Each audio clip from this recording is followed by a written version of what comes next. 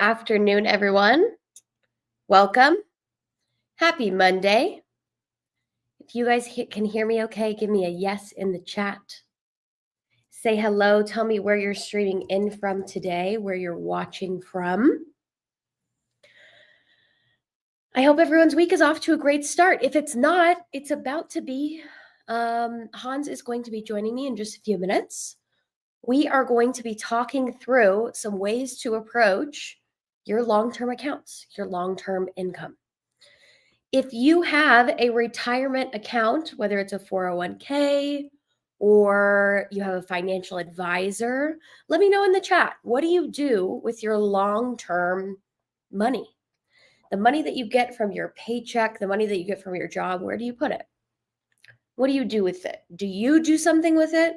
Do you use an FA? What do you do? That's what we're here to talk about today. For 99.9% of people out there, you got to do something. So we are going to show you both today and tomorrow what some of those options are, whether you use an FA, you manage it on your own, what that looks like, how much time it actually takes to do those things, and what type of returns you can expect for doing those things. We are here to give you information.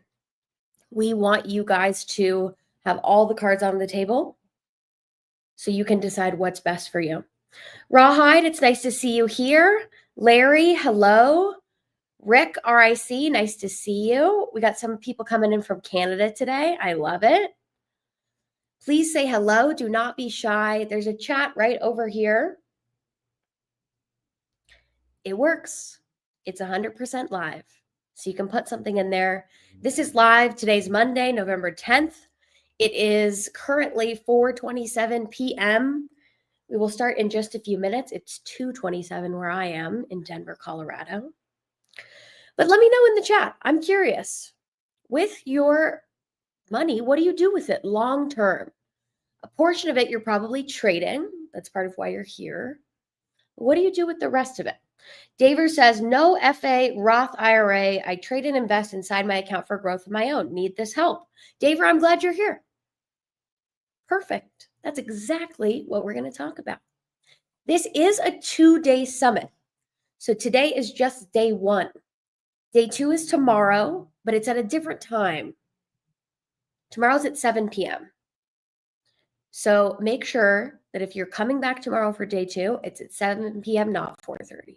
If you want to come at 4:30 and hang out, there's usually some people in this room you can hang out with. But we will actually be starting tomorrow at 7. Coming in from Virginia, W.C. Litch here says, more and more taking reins away from financial advisor. I think you're probably not alone.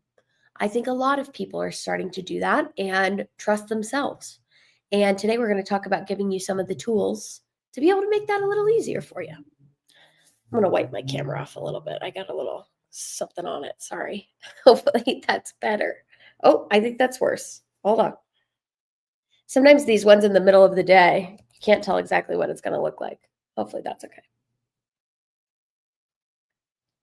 Man, that's like a lot worse. Hold on. If you are just joining us, hello, welcome. I'm trying to figure out how to not make this camera more blurry. So give me a second. It's looking a little weird right now. Hopefully that's better. I wiped it with something that's not my sleeve. If any of you are glasses wearers out there, you know what I'm talking about. You got to use something legit to wipe off the thing. There are almost 200 of us here. If you have not said this, don't be shy. We're talking about what you do with your income long term. If you actually use an FA, a financial advisor, I'm going to say those interchangeably today. So when I say FA, I mean financial advisor. Do you actually use a financial advisor? Do you give them your money? Do you do some of it yourself? Do you use things like a Roth IRA, a 401k? Let us know in the chat. That's what we're here to talk about. I'm hoping that today is going to be very collaborative. I want a lot of back and forth between you guys and me because at the end of the day, that's what we're here for. We're here to talk about you. Howard says he's gone to 75% cash, rest are materials related, and of course, lots of options. Trading precious metals while they're in vogue, doing great. Roth IRA, no FA, don't chase trade, says self-managed account. So it sounds like a lot of you are doing this yourself. For those of you that are doing it yourself, what is your approach? If you don't have one, you're in the right place. That's what we're going to be talking about today. If you guys have never met Hans Albrecht before, that's who's going to be joining me in just a few minutes. He is OptionPit's resident income expert. He has an extensive background managing income. He's managed over $1 billion before. And with that $1 billion, he's generated $750 million in cash flow for investors. Now, these are whales, more than probably the crowd that we have here today, but the same strategies still apply. And that's what we'll be walking through today. So if you don't have a piece of paper, I would get something out. Just put it next to you. You can open a Google Doc or something. We do have a rubric that we're going to be going over today. There's a link to that right below here. So you can click on that if you haven't seen it yet. It'll say down there, Income Summit Rubric Download. If you see that, click on it. We're going to use that today and talk about it. But if you have your piece of paper out, I want you to write three things on it. And we're going to do this together. So get it out. At the top, I want you to write 25%. That's the first thing. 25%, put it right at the top. Right below that, I want you to write 70%. Crazy Bird Robin doesn't like the rubrics. I'm going to convert you to a rubric lover. Just you wait. Right below that, I want you to write 245%. These three. You got that on your paper? Put it on your paper. These are the 2025 year-to-date returns of the three types of income that Hans uses. We're going to talk about all three of these today and tomorrow. Today, we're going to focus on the top two, and tomorrow we're going to be talking about the 245. And I'm going to show you exactly where these numbers come from. So if you do use an FA, or if you are managing your money yourself, I'm curious how you compare to those returns. If you're already making the effort, you might as well be getting this kind of payoff. So that's what we're going to talk about today. We have a couple other inputs here. Let's see. Fired a financial manager who lost me money. I took my account back and have just made back what he lost. Congratulations. I think maybe your name is Marilyn. That is not a small accomplishment. Good for you taking control here. Tony says, my approach is exposure to large cap, mid cap, and international stocks, plus bonds and inflation protected funds. That sounds pretty well-rounded, Tony. We're going to talk about Hans is going to address all of those different types basically today. So there will be things that you can take away from today and hopefully put into practice immediately with your own accounts. Nalini says, I thought I was in control until I fell back much worse than ever before. Yeah, unfortunately, that can happen. And that is why a lot of people choose to take their long-term finances in their own hands. After all, no one is going to care more about it than you. That's just the truth. All right, it's 4:34. I'm going to bring Hans on in just 2 minutes. But first, I have a question for you guys. Welcome if you're just joining us. There's 250 people here. I will quickly catch you up if you are new or just joined. My name's Hannah Selner. I'm the Director of Product Development here at OptionPit, and I'm going to be hosting Income Summit 2025 today and tomorrow. This is a 2-day summit. So we have 2 days of events. If you are just joining us, let me catch you up real quick. We have a piece of paper that we wrote these three things on: 25%, 70%, and 245%. This is what we are going to be talking about today and tomorrow. These are Hans's 2025 year-to-date real money returns on three different types of income. And we'll be covering those. But first, I have a quick question. Have any of you read this book? It's called Where Are the Customers' Yachts? This is a free promotion for it.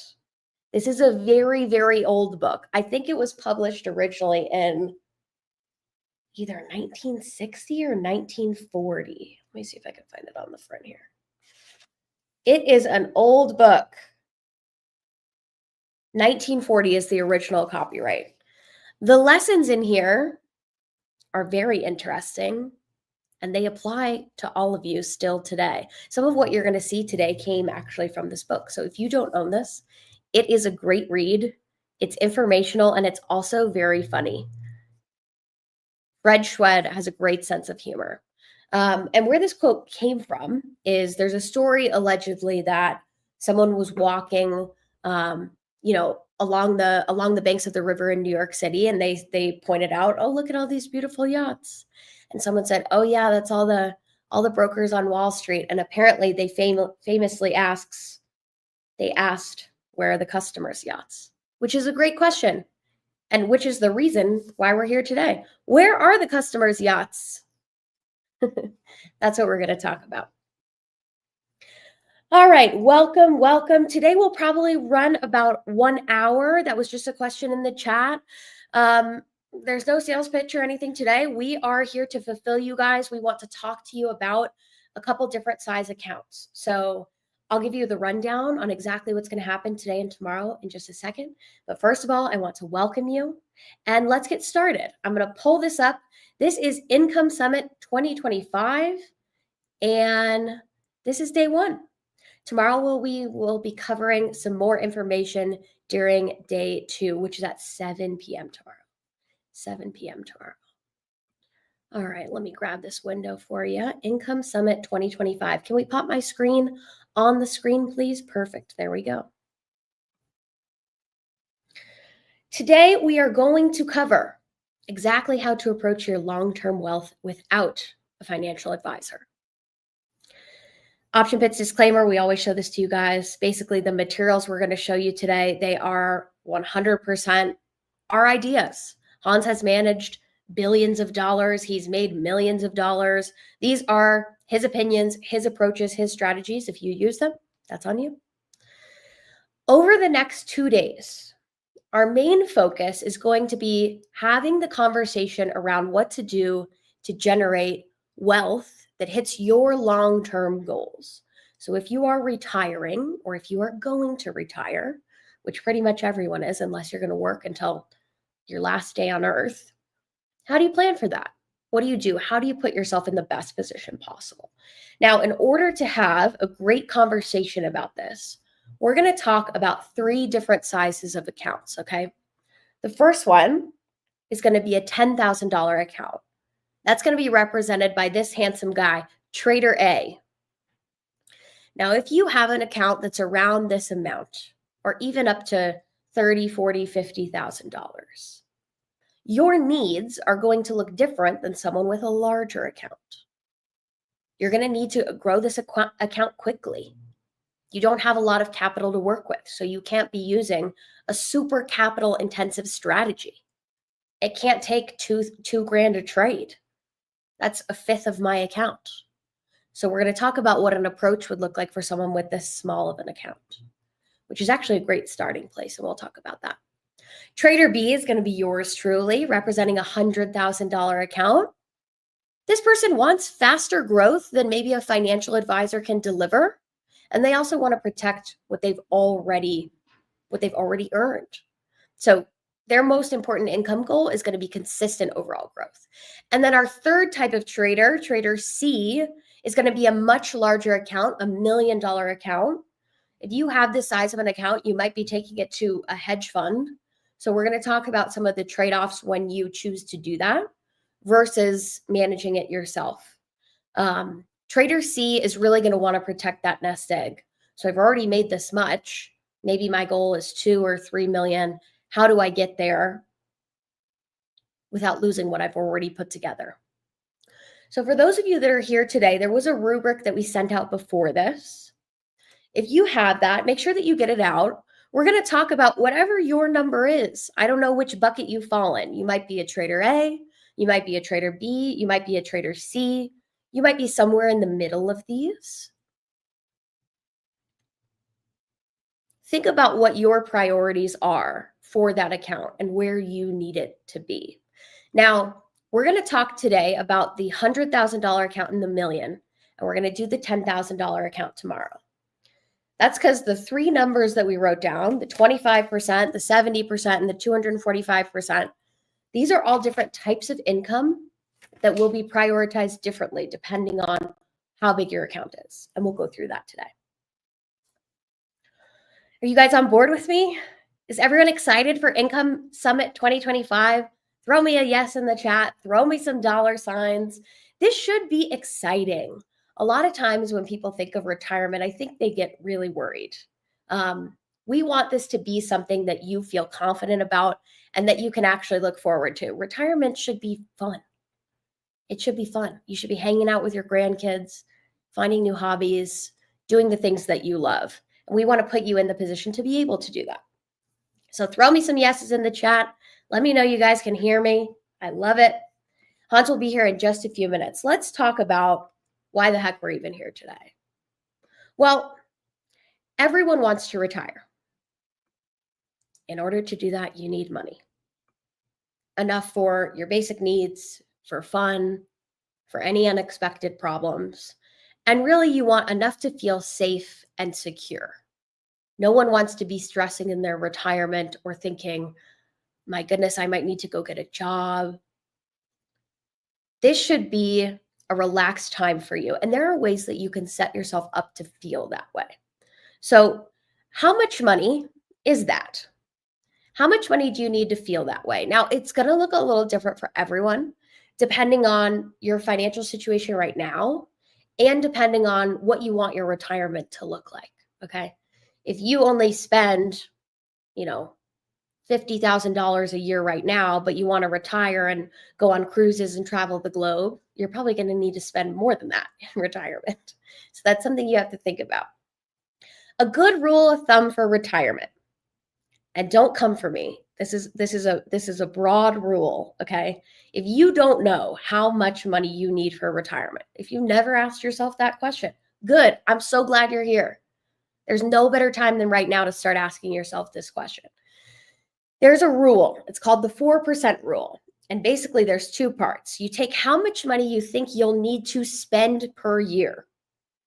So you're adding up things like your mortgage, if you have a mortgage, or your rent, food, cars, all of your normal payments that you would normally make. You want to add all of that up and you want to look at how much that you spend every year. Once you have that number, you want to multiply it times 25. I think it's times 0.25. No, it's times 25. Sorry. It's times Monday. It's times 25. I actually sent this to you guys on a rubric. So if you didn't get this, don't worry about it. You can download it right below here, okay? It says right there, rubric. Just click on it and you can download it. You want to fill this out yourself. So you're going to put your current income, you're going to put your annual expenses, and then you're going to multiply that times 25. And that's what you're looking to, that's a good ballpark number for retirement. Now, this doesn't take into account inflation, or like I said, if you want to do a bunch of things in retirement that you're not doing right now, you would need to factor those in. There's a bunch of ways that you can calculate this number, but this will give you a rough idea for what your target is. In order to shoot at a target, we have to know what the heck the target looks like. So for someone who their annual expenses are about $60,000, their target would be 1.5 million. For someone who spends $150,000 a year, their target would be 3.75 million. What's your target? Make sure it's on your rubric because that's what you're shooting for. And as we go through these 3 accounts today and tomorrow, we're going to do 2 today and 1 tomorrow. Think about which one applies to you and what your returns would look like with this. Now, 99% of people get a financial advisor to help them answer these questions. And they sit down and they make a plan to hit whatever their goal is together. A lot of you were saying when we first joined today that you either have a financial advisor or you've used one in the past, and you maybe don't use them anymore because they weren't meeting your expectations or you wanted to manage your money yourself. If you break it down to the brass tacks, there's really 2 main problems with financial advisors. Number 1 is their motives aren't the same as yours. If you think that they are treating your money like it's their money, they're not. Their goals are just a little different than yours, okay? They are trying to have as much money under their umbrella to manage as possible, because that's how they get paid, is off of that money. So a lot of you, when you work with a financial advisor, they'll take 1 to 1.5%. We'll talk more about that in just a second, of the money that they manage for you every year. That's their fee. And that doesn't sound like a lot, but as you start to do the math, it can become a lot, especially if their returns aren't high enough. So their motives just aren't the same as yours. They have different reasons for doing what they're doing. They're not necessarily bad people. A lot of them are actually super nice. I have a financial advisor. He's super nice. I don't give him all of my money. The money that I do give him is just because I really want to be hands off. I don't want to deal with it. But honestly, I probably shouldn't do that, because I know that these two things are problems. I think a lot of people sit in that boat, though. They're just like, ugh, I don't want to deal with it. I want them to do it. If you make that choice, you should just know these things. You should know that these are trade-offs that you're making, okay? Their motives aren't the same as yours. And because of that, their tactics won't give you the best results. So let's talk a little bit about like what that means. What are their tactics? Well, an FA's motives are problematic for you because, number one, you are not their priority. So their priority is to have as many clients as possible, and that those accounts, those clients that they manage, their accounts are as large as possible. Mark wrote a story. Mark Sebastian, he's the CEO of Option Pit, dear friend of mine. He wrote a story a couple days ago about a conference that he went to for financial advisors. Now, at the time, he was managing millions of the accounts that these financial advisors managed. He was actually doing the trading strategies for those accounts. And he went to a conference that was probably 7 or 8 hours. They spent 95% of the time at the conference talking about how to get more clients, how to keep clients, how to impress your clients. And they gave Mark, who was talking about the strategy they were actually using for the clients, the last 30-minute slot after everyone leaves, you know, that horrible conference spot where you go at the very end. They gave Mark the back of the bus conference spot, and they only gave him a 15-minute time slot instead of 30. Their priority was not to learn about the strategy. Their priority was to get more clients and keep them. And that's because that's how they get paid. I don't blame them. That's how they get paid. So they make a fee on assets under management. Sometimes you'll see it called AUM for short. And they make a percentage. It's usually 1%, 1.5%. Sometimes if you're lucky and you know your financial advisor, you could get like a 0.75%, something like that. So depending on the money they manage, they get paid off of that. So it is in their best interest to manage as much money as possible. If you give them your money, and say it's even a big chunk, $100,000, $500,000, you are still just a name on a list. You're still just a name on the list for them. An FA's other motive is to make sure that you feel happy and safe and secure. Because what happens if you don't feel that way? You're going to take your money and run. The fastest way that they can keep you feeling happy and safe and secure is to make sure that your account doesn't go all red. Okay? So they avoid losses. They avoid risk. That also means that they avoid opportunity. The vast majority of people expect their financial advisor to hit or beat the S&P 500. Financial advisors know that. So they don't really shoot beyond that. They shoot to match that. And a lot of people think that that's good enough. We're here today to show you that good enough leaves a lot of upside on the table. So what do you actually get from your FA? Northport, Florida, man, I don't know about that. Hans will be here in just 5 minutes. I'm just priming you guys. What do you actually get from your FA? Well, their approach is going to look a little different depending on your age. So if you're young, if you're under 45, this is a sample of what it might look like. It's usually going to be a mixture of bonds, stocks, and then something alternative. They might have like gold or crypto or AI stocks or something. If you are over 45, the bonds and stock allocation will flip. So it'll be 65% in bonds or something around there, 30% in stocks. They're going to want to protect more of your money because you're closer to retirement. This is a sample. Most financial advisors stick roughly to something like this. And what are your expectations? Well, you expect them to beat the S&P 500. You expect to not do any work, and you expect to feel safe. Your financial advisor may actually be able to do all three of those things. You also expect to be able to retire with the amount that they generate.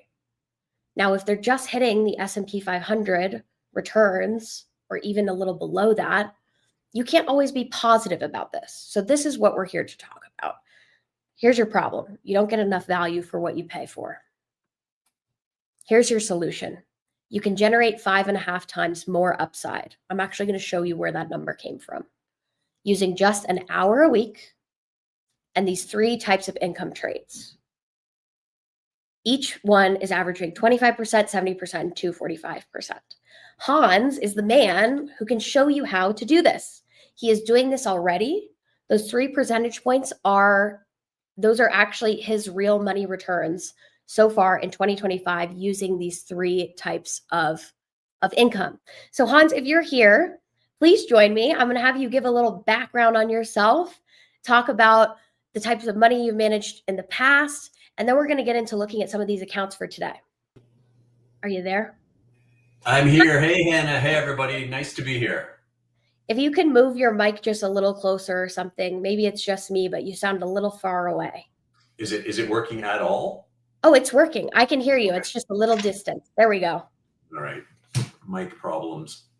No, it's okay. How you doing? It's hard when you're tall. You got to move the mic up. I know. And then I start getting closer to the camera, and then you just get a screen full of Hans, and you know, this is probably the better distance for everybody to handle. Yeah, everything's great. So yeah, a little bit about me. Hannah's already given you some. I've been doing this for almost 30 years now, my goodness. And 15 of those as a pro options market maker. So the interesting thing was I had that really nice, deep dive into options background and a real understanding of volatility and risk that I brought to my role as a portfolio manager, which I did for a decade, running a whole bunch of income funds, downside black swan funds. So the two really went hand in hand for me and really enabled me to kind of almost revolutionize the way that income funds were run in Canada at the time, because everyone was just kind of doing things systematically. And I said, what are you doing? This is crazy. You can't just do the same thing all the time. And it wasn't that I was so special. It was just, I had this background and understood that you could do things better and more efficiently. So that's, in a nutshell, that's kind of my history there. But it's great to be here. We're happy to have you. Today, we're going to talk through 2 sizes of accounts. We talked about this already, and then we're going to do the 3rd account tomorrow. There are 3 types of income primarily that you use, Hans, and we'll show those in just a minute. Each of them have a little bit of a different goal and a little bit different target return. So you're going to use more of one, less of another, depending on the amount of capital you have to play with. Now, what we're going to show you guys today will basically be, and we've talked about this a little bit as Hans office hours. So when I come in just a minute, I'm going to be representing a $100,000 account. And I'm basically going to pretend and play and be this person who's asking Hans, hey, I have this amount of money. What should I do with it? My financial advisor says to do this. Can I do better than that? So that's what we're going to walk through. So let's look at, I'm going to pull this up. We actually have this little income calculator here where we can do some allocation math and talk about my account. So let's pretend, I just left, I'm coming in. Hans, I have $100,000. I am 35 years old. I want to retire when I'm 65. I'm not impressed by my financial advisor. What should I be doing here? Talk me through your approach for an account my size or just an account in general. Well, I hope there are no financial advisors here because you may be offended, but in all honesty, I've known many of them myself and really very nice people, because that's actually what they're quite good at in general, which is they're relationship people. They're all about relationships. And I never told you the story, but to your story with Mark earlier, I remember that I worked with one at one point, and I remember they always talked about, okay, how do we get more of their assets? This was the topic of conversation. Okay, vaguely kind of interested in performance, but it was always, well, if we can get them into this, we can probably get access to all this other capital. How do we get more? We know, I remember one of the lines was, I know this person has another $5 million over here. How do we get that money over here? So it really is no exaggeration to say that that is the focus for them. I mean, everybody likes to make money, and that's how they make money. They get a percentage of it. Right. I don't want to keep going on and on about financial advisors, but that really is their business. And it's to understand that their interests are not quite the same as yours is very, very accurate. So $100,000, Hannah. So number one, I'm glad you asked me that question, that you just walked in a moment ago and asked me that question. This is my wheelhouse, right? This is where my sweet spot is. Now, number one, so we want to talk about one of the basic rules here, which is I only put 3% into each trade. As excited as I can get about something, I only put 3% into each trade. So that's very important for us. So there you go. You've got your $3,000 here. Right. Cash reserve is going to be 25%. Why cash reserve? Well, we'd like to hold on to some cash. We'll talk about that a little bit later. Cash is king for when those Black Friday sales come up in markets. And then available to deploy in our strategies in this particular bucket of $100,000 is 75% of that money. Okay. And I'm sure you'll cover this with other size accounts, but like these can these change a little bit based on how much money you have? So if I'm someone who's sitting here today and I have like 400,000, how much does the amount kind of change the way that you would allocate those percentages?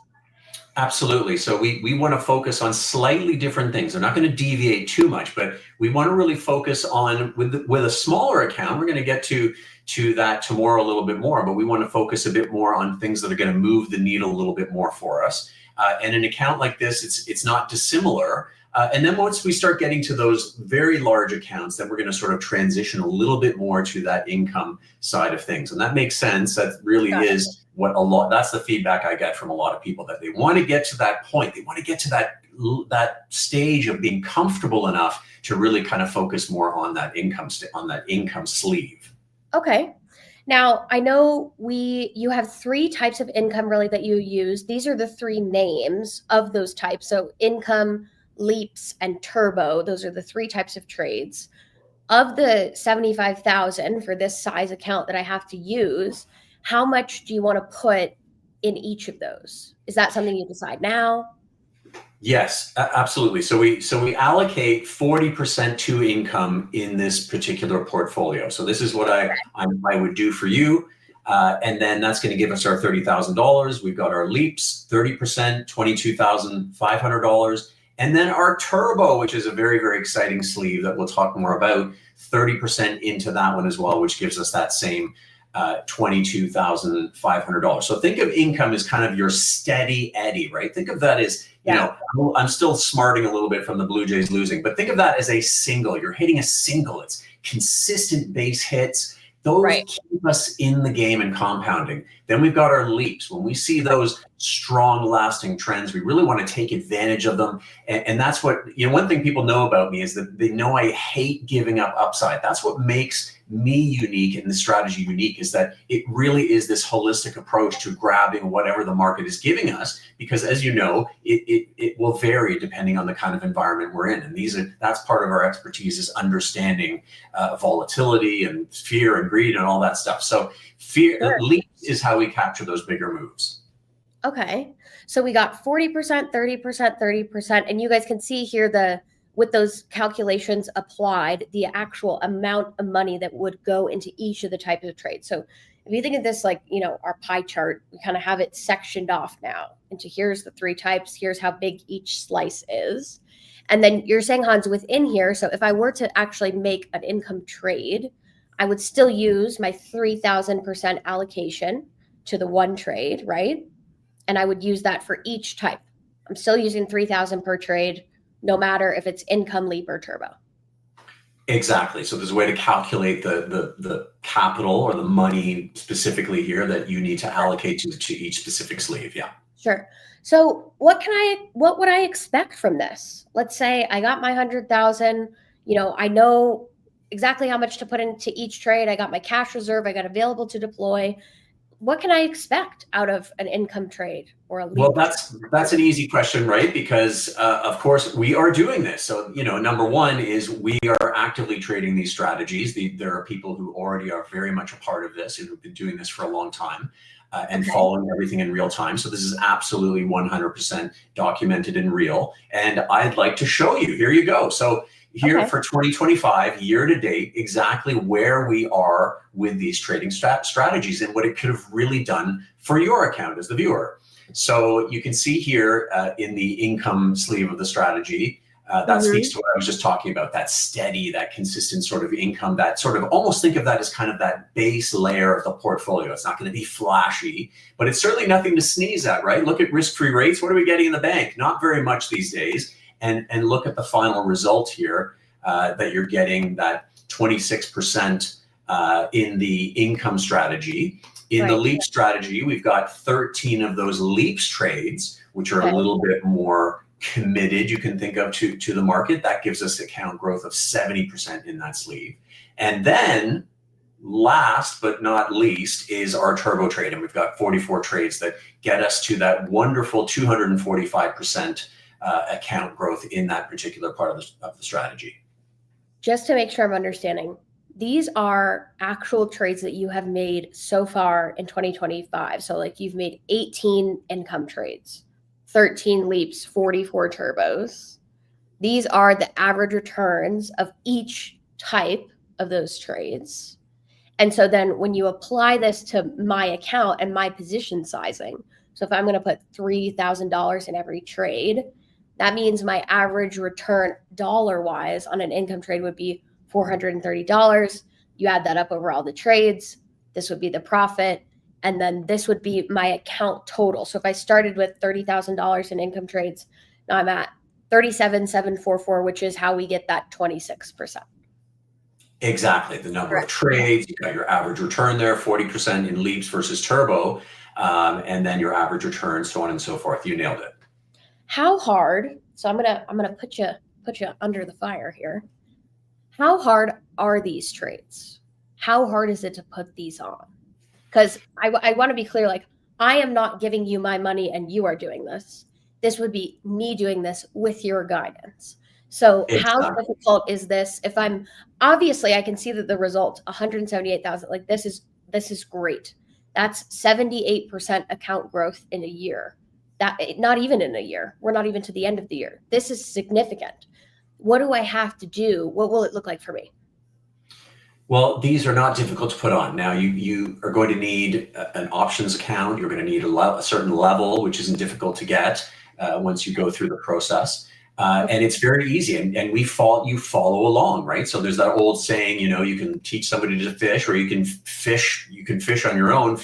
And many people do like a bit of both. And so you can follow along every week. We have a weekly session where we spend time together live. We talk about opportunities. We talk about trades that we have on. We talk about potentially closing trades, opening new ones.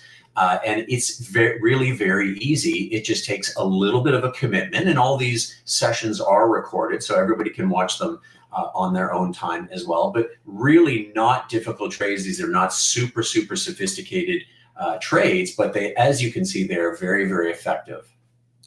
I do want to talk about the cash reserve in just a second. Some people are bringing that up. I want to talk about what that means. But earlier when we went through what an FA does and where they put the money, we talked about bonds versus stocks versus, is that what you're doing in here? What are we actually trading when we do Income Leaps Turbo? Are these large caps, small caps, anything where you see the opportunity? What's that look like? Anything we see opportunity in, but of course I have rules for myself. Just having done this for so long, I understand that that stability is very, very important with income trading.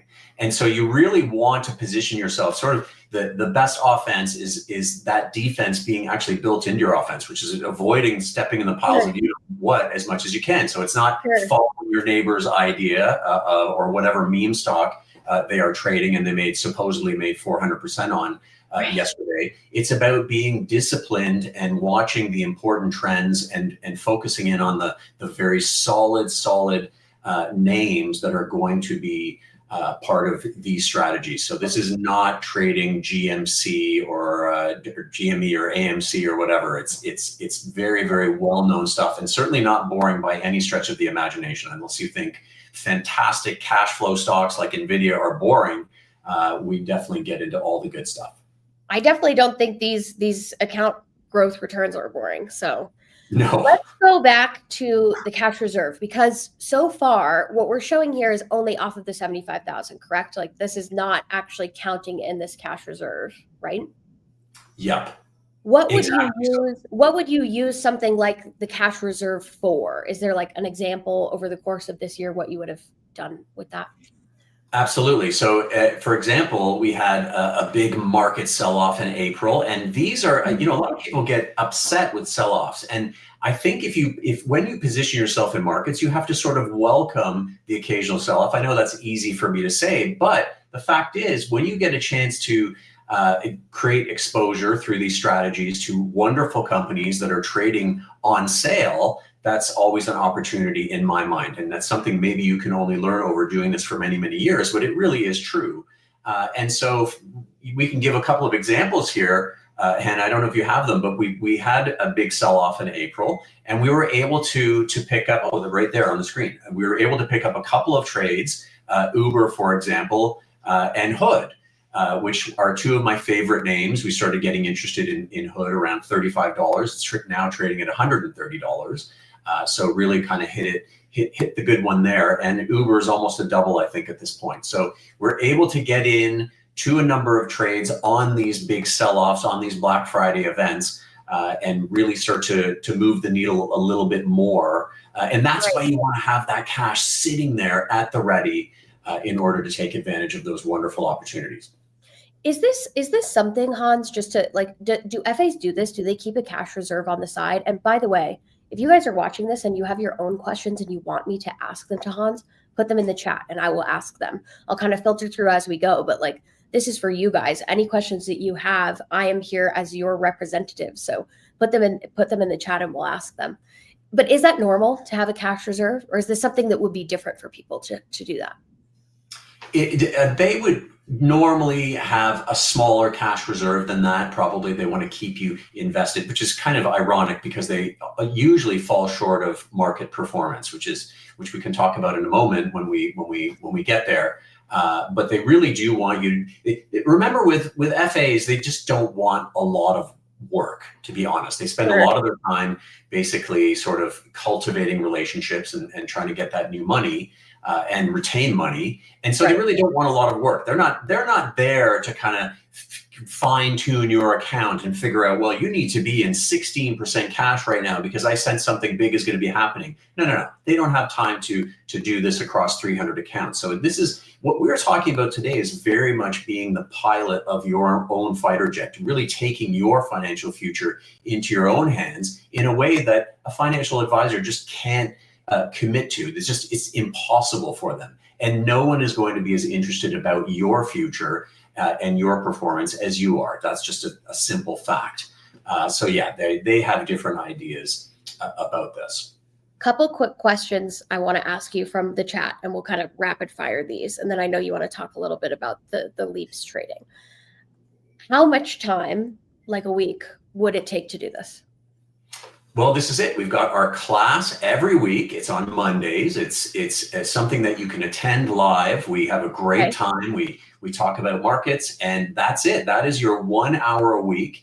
And then as I continually work in the background, looking for opportunities and adjusting things and adding things, and I am there to do that. And when something happens, you get the alert. You get the alert by email. You get the alert by text. Is that correct, Hannah? You also get the text alert if you're set up for that?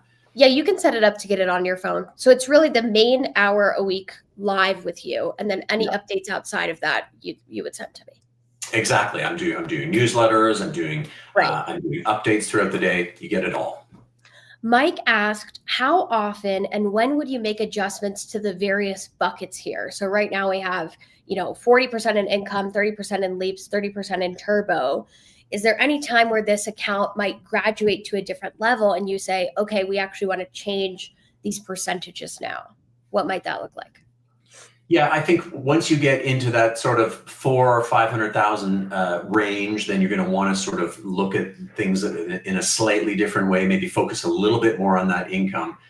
Sure. But until that point, you really want to sort of really focus on the leaps and turbo. Those are kind of a little bit related in a way because they do move the needle a little bit more, although they do serve slightly different purposes. There's a good question in chat about approximately how many trades this would be every month. Well, if you look at this right here, so this is 2025 year to date. So this is just for all of 2025. We got 18 plus 13 plus 44. You kind of do the math there. We're looking at probably like 1.5, maybe 1.5 or 2 trades a week is kind of what that averages out to. So that's really what you're looking at in terms of the number of trades. Now, there's a couple other good questions we can talk about when we get to reviewing the second level of account. I do want to just sum up on this slide. So before this, it was 178,000-ish would have been the profit. By adding in using that cash reserve, which that entire account started at 25,000, grew to 35,200. So you could see 41% growth there. So that actually brought my whole overall return up to 188,000. Now, I'm not going to pretend to ask you this. We talked about this before. I asked you earlier when we were putting this presentation together, which type of trade is most important for this size of account? And you said that the leaps are really important. Can you just define what a leap trade is? Why this? I mean, you only have 3 types of income strategies here. Like this has to, qualify for a certain level to make the cut. What do you love so much about leap trades, and why is that important for this size account? Well, they're also important. And what I love about this entire approach is that it's a very holistic approach that uses various pieces that I have honed over the years that really achieve what you need to do without the negatives. So obviously, when you do leaps, this tends to be a longer term type position that is going to replicate something like owning Amazon. So instead of owning Amazon, you own a leap in Amazon, and it's going to be an option position, a call position that's going to allocate. Generally, the way that I do them is going to be about 25 to 35% of the capital that you might put into Amazon itself. So what that enables you to do is really put less capital to work and achieve a higher return through that strategy. That makes sense. Couple clarifying points in the chat. Yes, 188,000 is not the total return. That would be the total account. So this, with the actual trades that Hans has made so far in 2025, it's plus 88,873. Last question I want to throw to you from the chat, because I think this is really important. Someone was saying, this is a year where the market is performing well. The S&P 500 year to date is up 15%. What might this look like, Hans, on a year where maybe we're not at market all-time highs on a regular basis? How could that affect sort of your expectations? So if I give you my $100,000 today, okay, and let's say over the next year, I'm not saying this is going to happen, nobody freak out. But let's say over the next year, the S&P only goes up 6% or whatever. What is that? Or it's flat. How might that change? Am I still going to be able to generate larger returns doing this and taking the extra hour a week than I would handing my money to someone else to deal with it?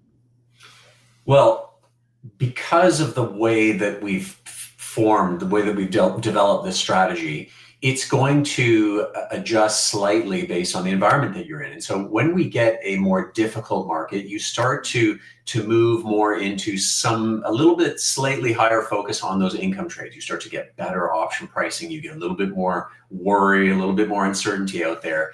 And so that actually plays into the income strategy, because you're now taking advantage of this elevated level of uncertainty, and that plays into the yields that you can get from that strategy. So I'm very much somebody who believes in, look, if I'm not getting very much for a certain strategy, I'm not going to focus on that one. So this is something, because of the texture of the way these three sleeves work together, is something that can adjust to various environments. Is it going to be 245%? Probably not quite there, but it's going to be something that can adjust to the market. Whereas your FA is just going to call you up and go, and that's why they don't take many chances, Hannah, is because basically they want to be able to call. If you're doing poorly, then you call them up and they go, well, that's the market. Sorry, Joe, that's the market. That's the way it goes. You're invested in the market.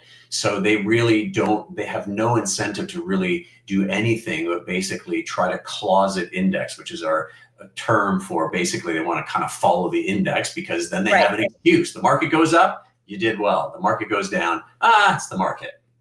Right. So on a flat or maybe just slightly up year, perhaps instead of having 44 turbo trades, maybe we actually have 44 income trades, and we have less turbo and we're using it strategically. Exactly. When you actually see more upside. Okay. Exactly.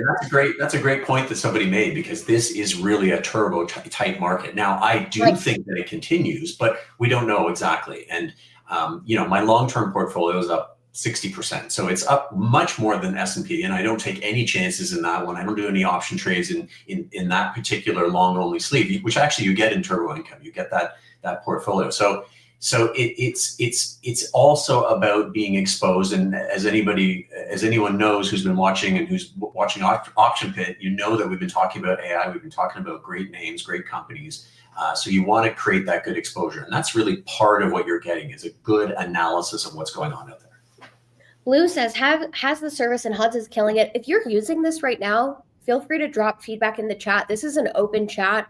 We don't gate any of the comments. So what you guys will see and read are real people who are really using this strategy. I don't know Blue. He's one of our customers. So you can actually have the opportunity to hear from some people that are using this. One thing I also want to point out, Hans, and then I want to look at this performance kind of side by side with an FA, and have you walk us through that. And then right after that, we'll go through Mark's account, which is $1 million. The allocation looks a little bit different. One thing I want to point out is you are saying in a market like we have right now, this is a turbo market. So you want to be making 44 turbo trades so far this year. That is also something an FA won't do. So they're not able to push down the gas when we are in the environment for that to be pushed down, so that you can really have these great years where, you're plus 88% so far year to date. Like without the turbo trades, you would never be able to get that. And that's another way that an FA doesn't service that need. No, absolutely. And you're seeing the beauty of compounding right there. And outperforming makes a big, big difference over time. And once your FA does his or her 7 or 8%, they take off their fees, they take off the fees from the funds that they've gotten you into, there's not much left there. We'll show that in just a second. I keep saying last question, but really this will be the last question. Crazy Bird Robin has a great question. They say, what is the start date of this? So the timeline we're looking at with these 18 income trades, 13 leaps, 44 turbos, there were drawdowns in February, March, April. Was that during this example? Is that in these numbers here, Hans? Crazy Bird. Wait, Goss got me a little distracted here. Tony's got me distracted with this crazy TQQQ. My goodness, Tony, good luck with that. What was the start date of this? What's the drawdown in Feb, March? You know what? We did very well in April, because the risk gauges that I monitor kept me very, very. In fact, I think I don't think I did a trade because I said, this is a sit on your hands kind of market. That's what you get. Listen, guys.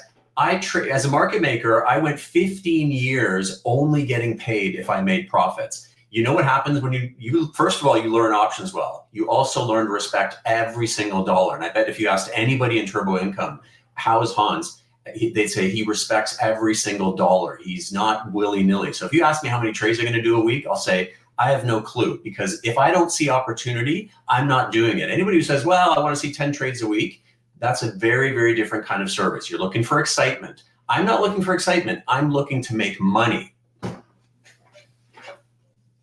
let's look at side by side. This is John Smith, a made-up person who could potentially be your FA. Let's look at just side by side over 2025 year to date, what the performance of using Hans versus using an FA will look like. You can see here, we kind of have the allocations laid out. So we already talked about this with the FA, stocks, bonds, etc. Hans, as you can see on the side there. Hans, just like walk me through this. I want to be able to show everyone who's here the decision that they make when they choose using an FA versus maybe doing this themselves, and what those hard numbers kind of look like at the end of the year.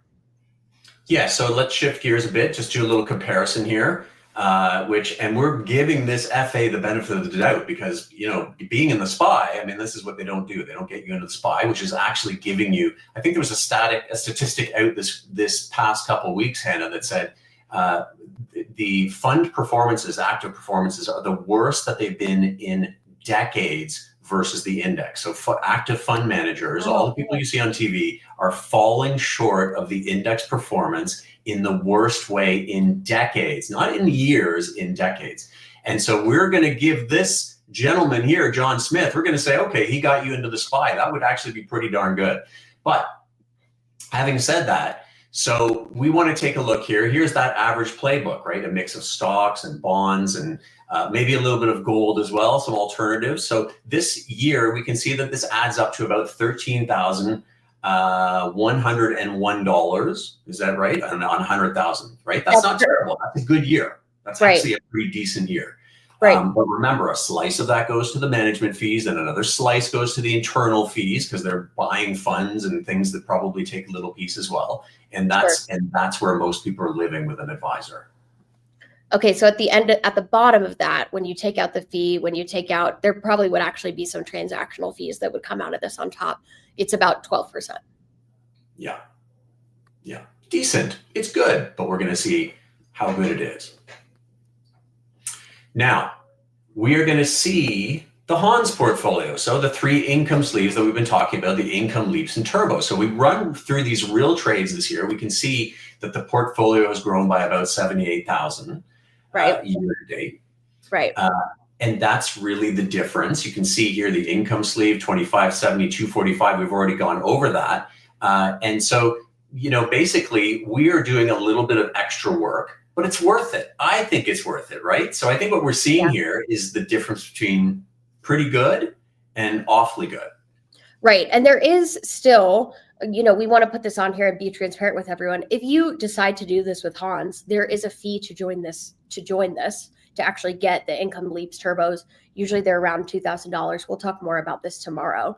But even taking that $2,000 out, you're still at $76,673 year to date, which would be plus 76%. So when you're making a decision between an FA and doing this yourself, you have to do a little extra work. You just have to ask yourself if it's worth this for you. Is it worth this difference?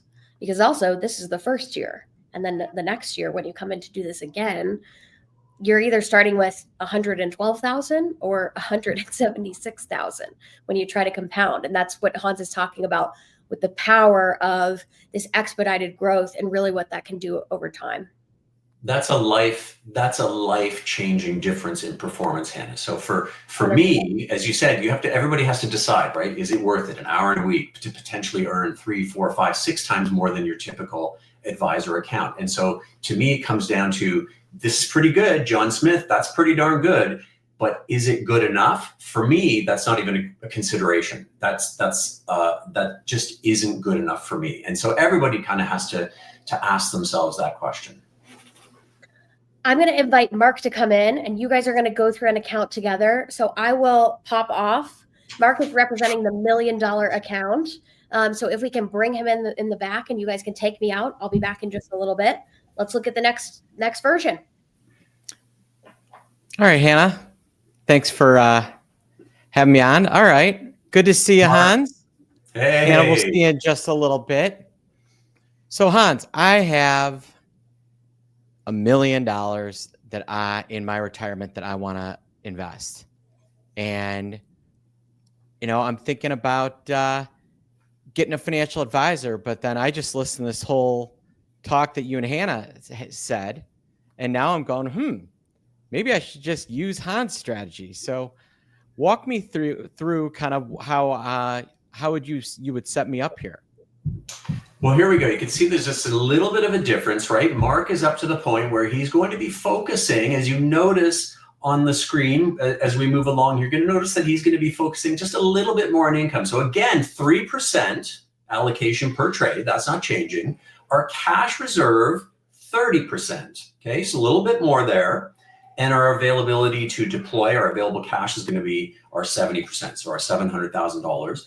Now, as we move into the different strategies, for Mark, we're going to look at 50% of income strategies. Leaps are going to be 20%, and then turbos are going to be 30%. So a little bit of an adjustment there as Mark has started to transition over to a stage where he's going to be focusing a little bit more on hitting singles and not going for the real needle movers that we're going to look at a little bit earlier in our careers, in our investing careers. So the income strategy is more conservative for me since I've got more money and I want to make sure I want to grow that income, right? I want to grow those dollars in an effective way, but I also don't want to see them evaporate. And so putting more into kind of the net of income, taking a little bit out of leaps and turbo, that's kind of the formula here. You got a little tilt towards that income, right? You built the nest egg. Your job is to protect it while letting the rest of your portfolio kind of do some other things, but you're going to let that nest egg part, kind of that portion, the income sleeve, sort of do a bit of the work for you. Have your money work for you a little bit more. All right. Well, let's kind of see how I did. I had my 18 income trades that were brought in 15% account growth. Just those income trades would outperform just about every financial advisor out there. And with, one of the things that I would be asking is, okay, I get income trades. A lot of people look at option income trades with kind of an eyebrow raise like that, because selling options is a great way to produce income, but everyone's always heard the horror stories. So why am I so confident putting 50% of these dollars into an option income strategy with you? Well, we have something called the ripcord strategy, right? So over the years, I've developed these methods to basically deal with positions, and we can't always have positions go perfectly our way. It isn't that's a wonderful, dream, but it doesn't happen that way. And so the key is you've got to adjust, you've got to react. You cannot be a deer in the headlights. So you just adjust to those situations, and that's exactly what we do. And so income is terrific, but it is often associated with, you can have a 90% win rate and still not really make any money. And so people love to tout win rates, but the fact is that you have to do this correctly from start to finish. And that's part of how we do this. On that, I think Hannah wanted to chime in real quick before she bounced. Justin, can we bring Hannah back on real fast?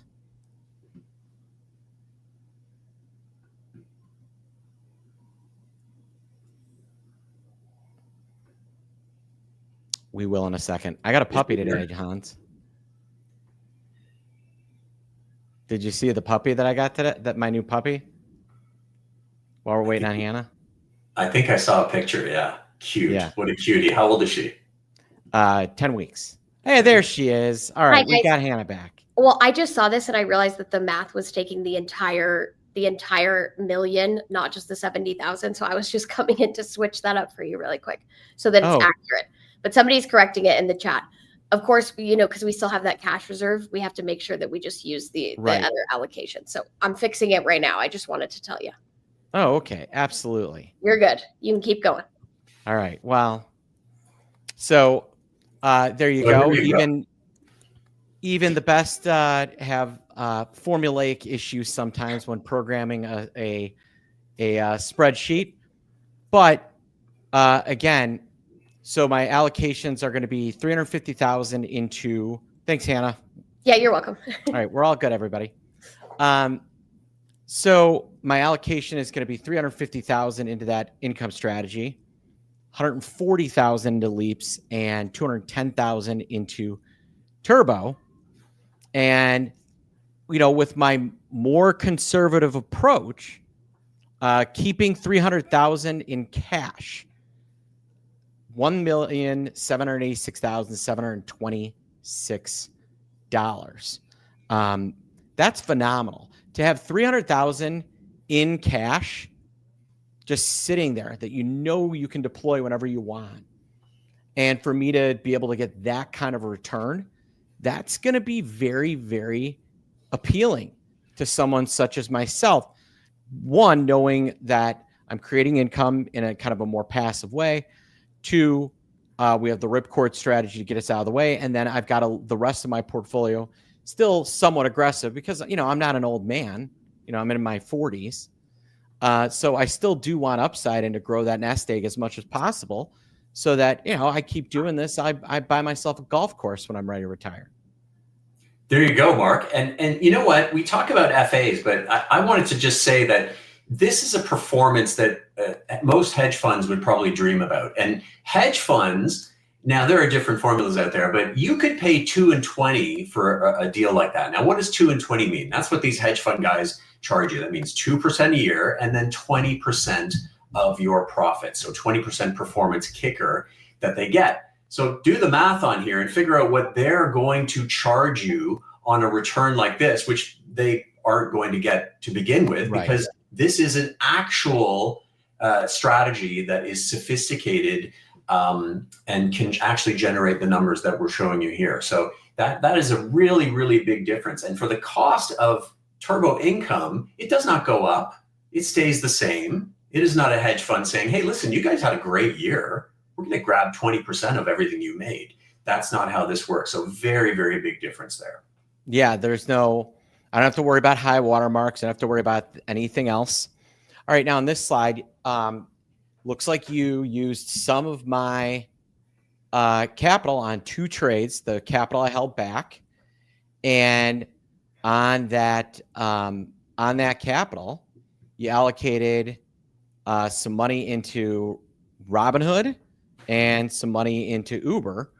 And using that capital, we produced another $102,000, growing my account 34%, in addition to what I'd already done, which puts me at $1,888,726. Again, that is just phenomenal. To start with $1 million and then end of the period here, to be looking at almost double. While using income strategies along with some Leap and the turbos, that's phenomenal.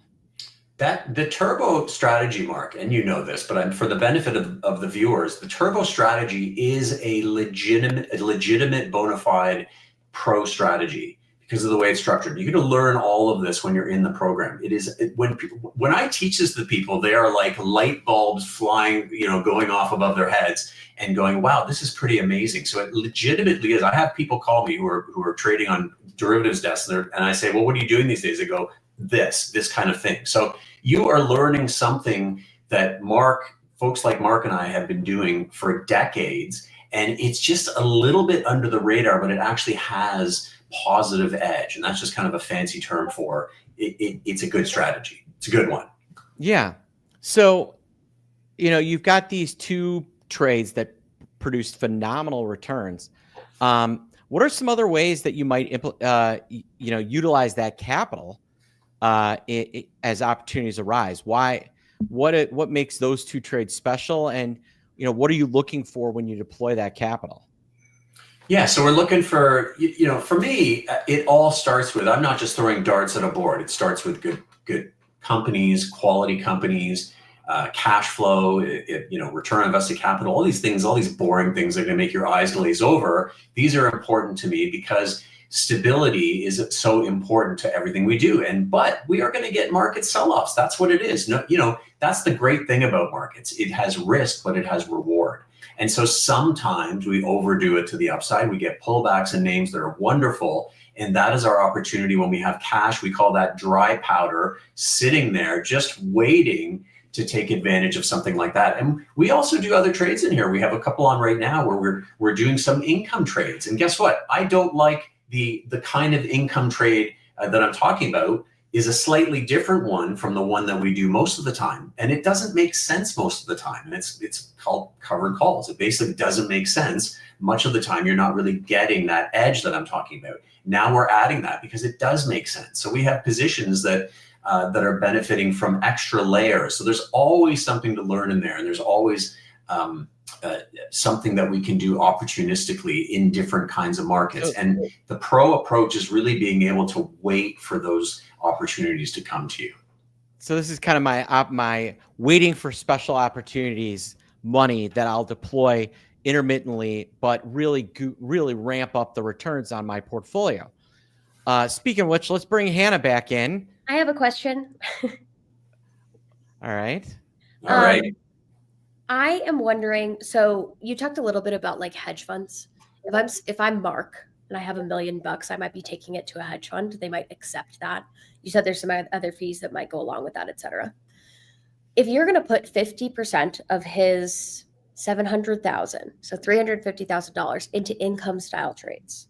Now, since Mark has more money, he can use maybe some more capital intensive strategies that you have for income that are super low risk and really high probability just because he has the money to throw around.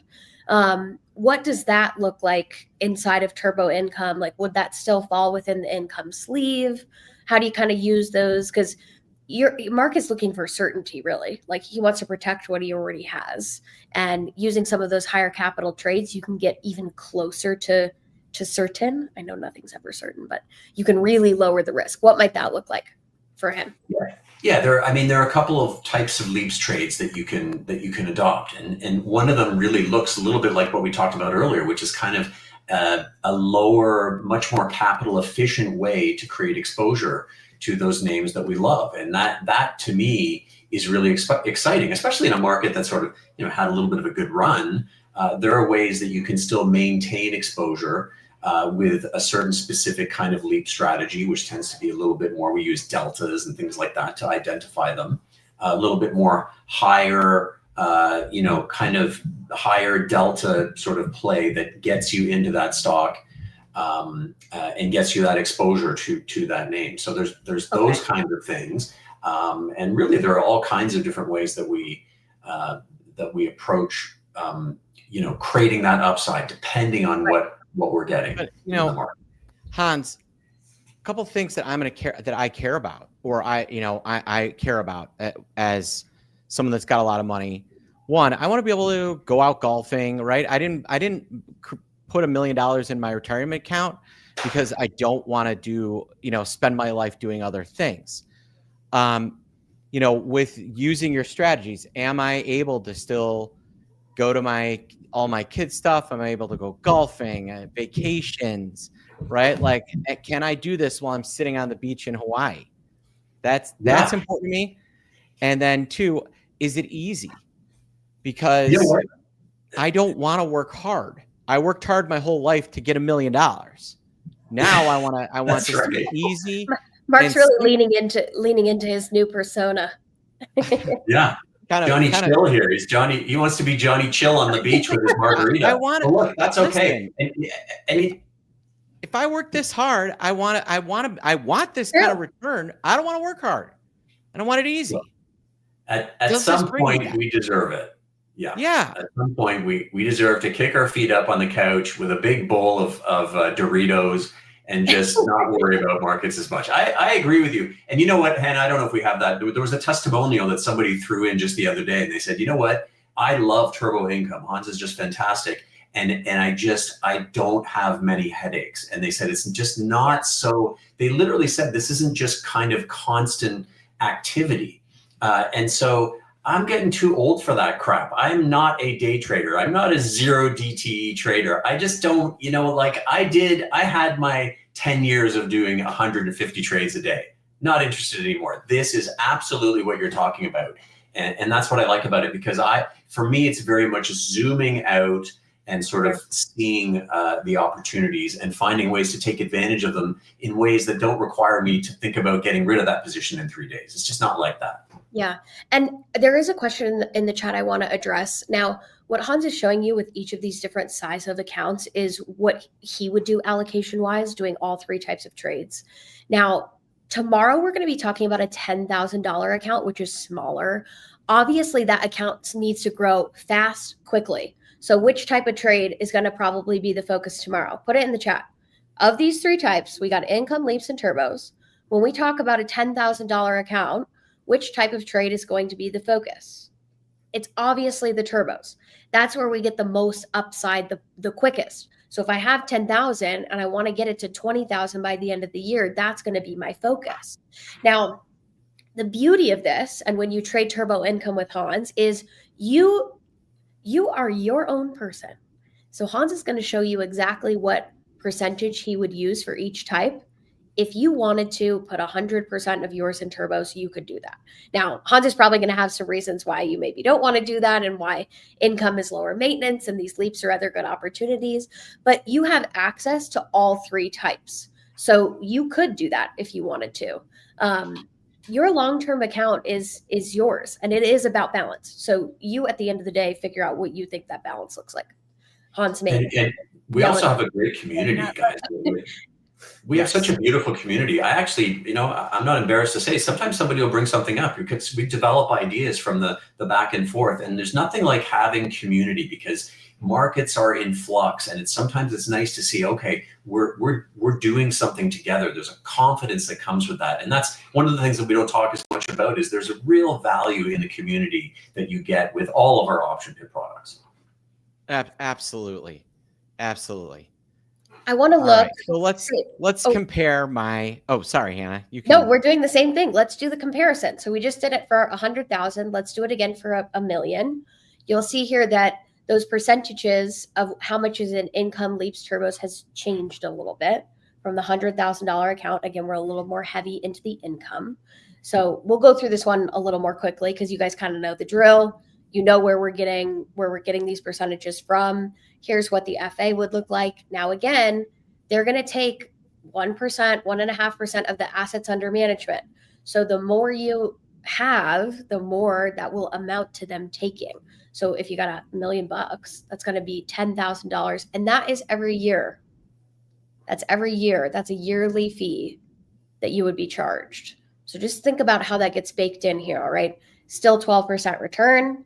Now on Hans's side, if you flip this and we got those income, sleeps, turbos and the different allocations, you're looking at 786,725 year to date. Now, again, Hans's have a fee for this program, but it doesn't go up every year and he doesn't take some of your profits away from you. So honestly, the more money that you have to do this with, the more it makes sense to do this on your own because those fees just get so large over time. But I will say one thing. If you're a good customer, the FA may send you a pair of tickets, upper bowl, to a Raptors game or a Leafs game. And so, that's worth about $300. So you are, you're giving up about $620,000, but you are getting some tickets once in a while. I got grilling tongs from Merrill Lynch one time. Stop there bragging. You go. Were they worth the difference between these two? Would you say? No, they were not. And here's what I would do if I was sitting here and I just gone through this. I would call my assistant. I'd be like, Nicole, get John Smith on the phone. John, you're fired.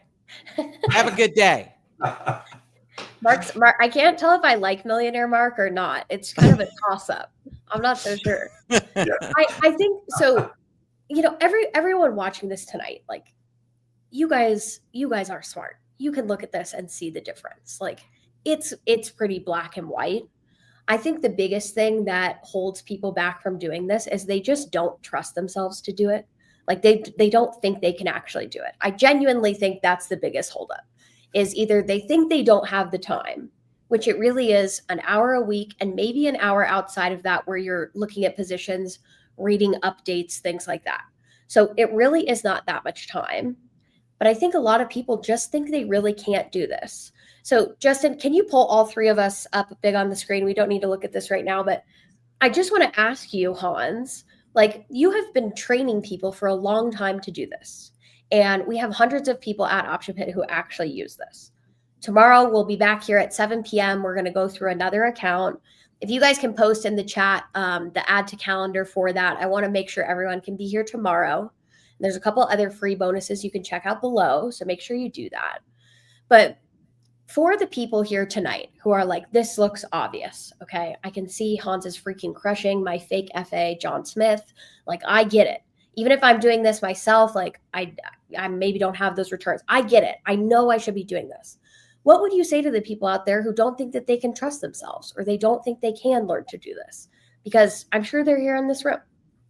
What would you say to them? I'd say, look, you can do this. Sometimes in life, I have an old saying, it's called moving your feet. Sometimes you just have to move your feet. It's not easy. It's the thing that you do when you know you should go out there and go for a run or a workout. It's not always easy to do. Do it. This is the beginning of many, many years of prosperity in markets. And of course, it would have been nice to start 10 years ago, but this is the beginning. This is the first day of the rest of your life, right? And so tomorrow we're going to be looking at the other end of the spectrum, the smaller account, the underdog. You do not have to be an underdog. There is a way for you to get ahead, and the turbo strategy is the way to get there. And so I'm super excited to talk about it again tomorrow. Yeah, and folks, while you're learning this, you can, you don't have to take all your money away from your financial advisor at once. That's true. All right. Tell them, hey, well, millionaire Mark would say, hey, tell John Smith to cut me a check for that I want $100,000 out of his possession, that I'd start trading it. And these are strategies that that you can run in an IRA if you get the right qualifications. You can run in SEP 401k, just about any retirement account. So I would start there. And then once I got my feet fully wet and I felt really confident and I was loving what I was doing, I would get Nicole on the phone. I would tell her to get John Smith on the phone. And then I would tell John Smith he was fired. I do it by email. I just do it by email. Really easy. Okay. Yeah. For those of you that are still here, thanks for staying long. I know we went a little longer today than we talked about. There's still 260 people here. If you guys have any questions, pop them in the chat. We'll take 2 or 3. We will be back tomorrow at 7 p.m. We're going to be going over that smaller account. Some of you had some questions today about like the whole track record. Can we see all 44 turbos? Can we see all of the 13 leaps? We will have that tomorrow so you can see the entire thing. We'll go through it. We'll show you what the returns actually looked like in April when we had some of those big market drawdowns. There were a couple of questions about that today. So we will be doing all of that tomorrow at 7. It'll be back in the same room. So make sure that you come back and join us. And any questions that you have, pop them in the chat. Tomorrow we'll be talking more about how you can actually join to do this with Hans. So if you're like, man, this sounds great, I want to learn, I can start with 10,000 or I can start with 20,000, or maybe I even paper trade it and learn before I do it with my own money. Like those questions that you might have, we'll talk more about that tomorrow. Some people, okay, let's take some questions. This Gmail user says, I'm already retired. Can I still do this? I'm going to answer that right now. Yes, you can. If you want to do this for fun, it's fun to make money. A lot of you here might know that. It's very fun to make money. It's a great community. You can definitely do this, even if you are already retired. Big D says, can't make tomorrow. Will the session be recorded? Yes, it will. And we'll have it in here afterwards. I would try to attend tomorrow if you can. That way you can ask questions and we'll probably talk about them live. So I would try to be there tomorrow. Cap has a question here, and Hans, this is probably a good one to throw to you. They say, what is the minimum recommended account size? Well, I mean, you can probably start with about 5 to 7, but really 10,000 is a good place to start, right? Because we are utilizing a number of different strategies here, and it's tough to do with $500. Let's just say that. Sure. But we're going to show you tomorrow how to do it with 10. So you can come tomorrow and you can see exactly what that would look like. Part of the reason why we wanted to walk through this so directly is so you guys can imagine yourselves in these shoes. You have an account or a retirement account or the beginning of one. What would it look like for you? We can show those actually to you. G. Gibson, are you Canadian? They say in Canada, the strategies will require some non-registered accounts, I guess. I don't know if you know the answer to that, Hans. That might be Canada specific. For Canadian accounts? I'm not sure. They're asking about a non-registered account. I don't know what that means. Oh yeah, non-registered. So registered is gonna have a few more rules. Non-registered, yeah, absolutely. This is probably perfect for those. Rudy says, if you start tomorrow, do you enter all the open trades or just wait and enter only new alerts as they're issued? I will let you know. There are some I still like, and then there are some, don't worry. They're like opportunities these days are like streetcars. There'll be another one along any moment, but I will not recommend anything that I think is a longer in the tooth. AZ Tech says late arrival, personal experience can say Hans Turbo Income is top of education and very lucrative. Love it. There you go. OG Man asks, do you need to be able to sell options to execute the strategy? That is a traditional income strategy. Talk to me about that, Hans. Yes, you do. You absolutely have to be able to sell some options. Typically, we are not doing stock paired with options. We rarely do that. We have one on right now that utilizes that. But yes, you will. Now, depending on your platform, usually it's level 2, sometimes level 3. Tony's here. He says, do you teach how to find the trades that you use? Yes, absolutely. You're getting insight. You're getting how to fish along with the fish. We are fishermen. We are fishermen here, but I find that a lot of people do love to learn. Some people think they want to learn, but they just want the fish. But some people are lifelong learners, and I find that they really enjoy Turbo Income because it's almost like every week they're saying, I just can't believe I'm learning more and more and more. And I think over time, over a year's time, you're going to go, wow, I'm a completely different person from a year ago, not just in financially with the results, but right. I now have learned how to start doing this on my own and start finding opportunities on my own. 100%. Anything else you want to comment on, Hans, before we let people go? That's it. I think we've kept people a long time tonight, and we really appreciate your time, everyone. Yeah, there will be a replay after this back in this same room. So if you want to come back, you can rewind and skip around and maybe look at some parts you may have missed. Again, there's a couple bonuses for you below this. So there's 2 free reports that Hans offered for people who signed up. You can actually get that rubric that talks about trying to determine your own number for retirement. And then there's also an add to calendar for tomorrow. We will be back in the same room tomorrow at 7 p.m. Andrew is going to come in with his measly $10,000 account. Mark could beat him up. I don't know. But we'll go through the $10,000 account tomorrow. We'll talk about what allocations would look like there. We'll show you the full track record. And we're going to have some more fun tomorrow. So make sure that you come back and join us.